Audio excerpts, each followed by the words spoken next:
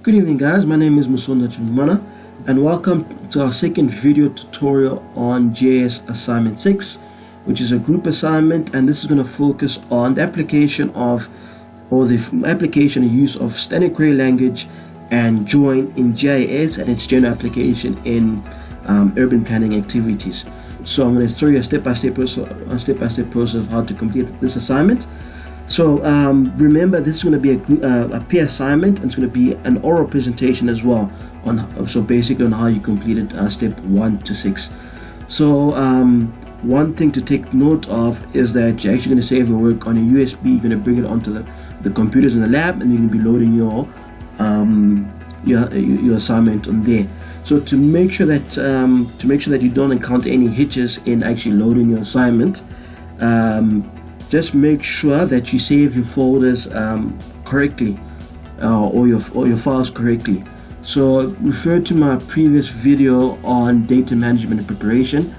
So make sure when you save all your files, save it all under one particular folder, so therefore you can transfer it easily onto USB without any hitches. So as you can see, I'm saving mine under my PMB assignment 6, which is my working folder. So therefore, when I transfer, before that, also make sure to save the actual ArcMap file in this particular folder. So therefore, everything is grouped into one folder. So when you load it onto another computer, it can still open the actual work, as the directives will still be intact. So moving straight onto the assignment. So as you know, the first one is asking to ensure that all the layers are projected to a common projected system. So let's start by connecting our folder. As you know, in previous assignments we actually use Arc Catalog, which is to do our data preparation, but there is another shortcut to do the Arc Catalog. So if you come under Customize, then actually under Windows, you can actually open up an actual window for Arc Catalog on the actual ArcMap itself. Then under Folder Connections, we can actually click on this folder and connect to our folder, and then you can come straight to the folder where you have stored your data. So I save mine under my SSD, BTEC for GIS, working, and then my PMB assignment. So I can click OK. Then as you can see in that short little window, it is actually connected to the folder. So you can drop it down, then actually you see the actual shape files within that folder. So therefore you can actually drag them onto your work frame. So I've got the first one is loaded. So the data is quite big, so you just have to be patient. Then don't focus too much on the PMB image. We'll come to that file later. Then load your PMB LU, which stands for PMB, your Pietermaritzburg land uses. So let me just drag that to the top, and then I can minimize that. So you can actually have our catalog as a ribbon on the side. So therefore you don't always have to come add data and start searching for where it is. So so the first question is gonna basically asks us ensure that all your layers are projected to a common projected system. So if I open my Pietermaritzburg land use shape file on my layer, you'll notice that it has an existing coordinate system, but it uses a generic one. So we actually want to project it. So projection is when you actually take the 3D surface and project it onto a flat surface. So that is particularly good when you're doing spatial analysis or actually distance calculations. We actually need to project. So Pietermaritzburg, as you know, is located in the southeastern corner of South Africa. So when projecting, come to our toolbox. So I already have my projection loaded there, but just to take you through that before. So under data management tools, come to projections and transformations, then come to project, because it already has an existing projection, so we don't have to define the projection. So we just come to project. Then our input data is Pietermaritzburg land use, so that's our first one, and our output data class. So this is actually the directory where you actually want to save the new projected layer. So as you can see, mine already goes automatically in my connected folder. So just reiterating what I talked about at the beginning, make sure to save all your projected or your new shape files in one folder. So there's mine. So I'm gonna name mine Peter Maritzburg _ land uses _ projected. So I just don't get confused because there isn't already an existing one. So I say save. So now the output coordinate system. So as I said before, that Peter Maritzburg is located in the southeastern corner. So you can actually go and download UTM grid zones even from Google and so on. So if I just open up this quickly, you'll notice that, okay, South Africa falls under the UTM zone around 33, 34, 35, 36, and 37. But as you know, Peter Maritzburg falls under around 35 or 36. I can't pinpoint, but it must be around 36. Peter Maritzburg falls under 36. So under your projected coordinate systems, coming back to ArcMap, come under UTM zone, and then come under WGS 9084 Southern Hemisphere, and use UTM zone 36S. So just click on that and click OK, and then yeah, everything is okay, and you can click OK. So just be aware that there are quite a number, so the file is quite heavy, so it will take time projecting, so you just got to be patient. So while you're waiting to know that it's actually carrying out the processes, you can actually come to geoprocessing. So wait for that. So it's quite heavy, and come under results, then under current session, just wait for that to load.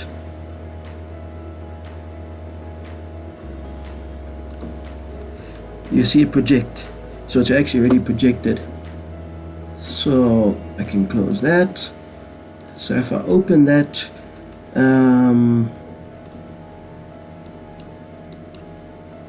so if I open my Arc catalog, you see that's where the new projected file is.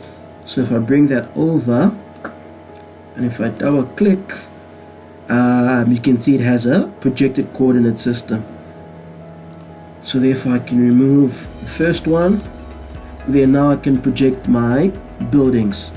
So Arc Toolbox, project, I've got my buildings, and okay, obviously it's picked up my directory immediately. So you can say buildings _SA _ projected. Obviously save your save type as feature class, output coordinate system. So as you can see, I have mine already saved as a favorite. So when you want to save a particular folder, a particular projected system as a favorite, use an example. Let's say for example it's Africa 1, you just right click and say add to favorites. So therefore it will always appear at the top as one of your favorites.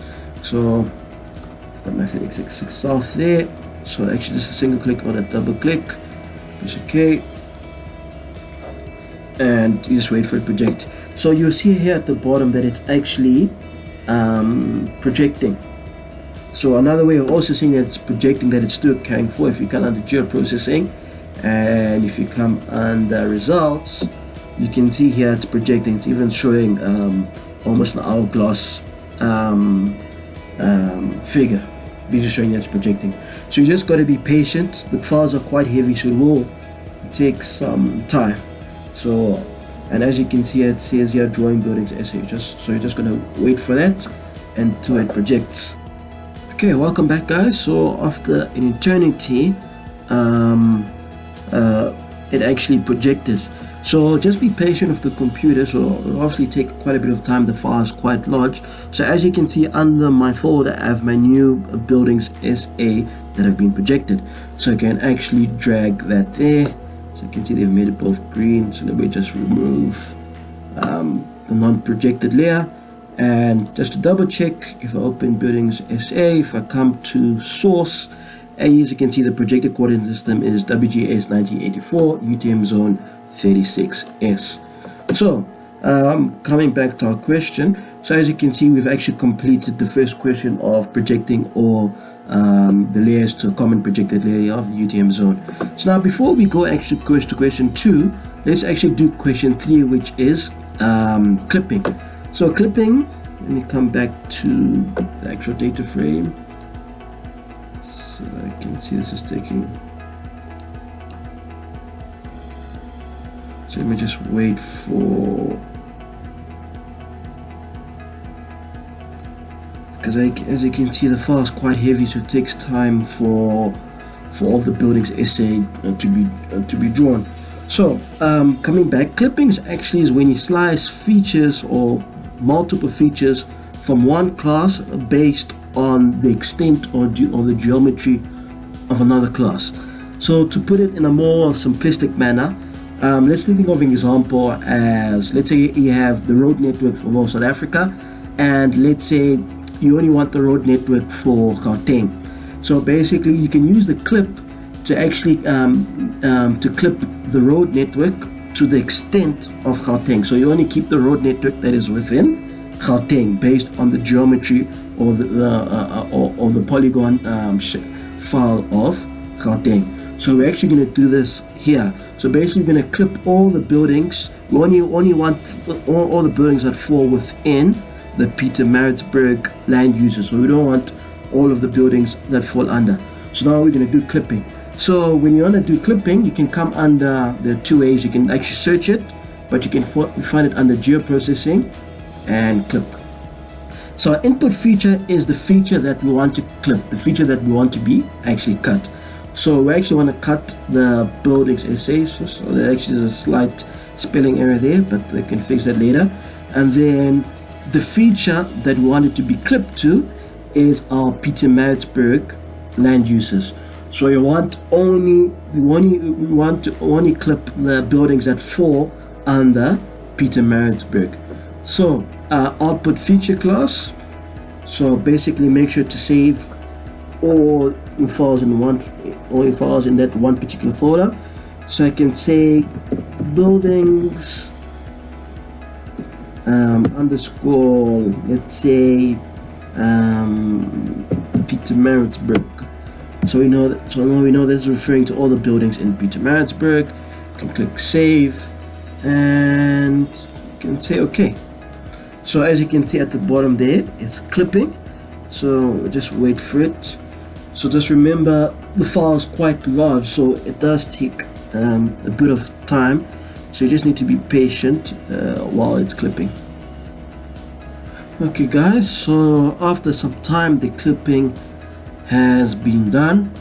So as you can see, the file has actually been automatically added. So if I switch off my buildings SA projected, I should only remain with the buildings that fall under my Pietermaritzburg land use. And as you can see, that's how clipping works. So clipping is quite important, especially if you don't know, if you're working with big data sets and you want to reduce it to a particular study area.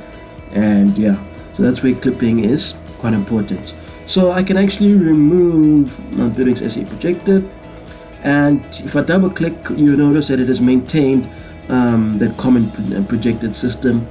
Same with the Pietermaritzburg. So this concludes part 1. Now we're going to be moving on to part 2 for creating a high quality map showing land uses in Pietermaritzburg.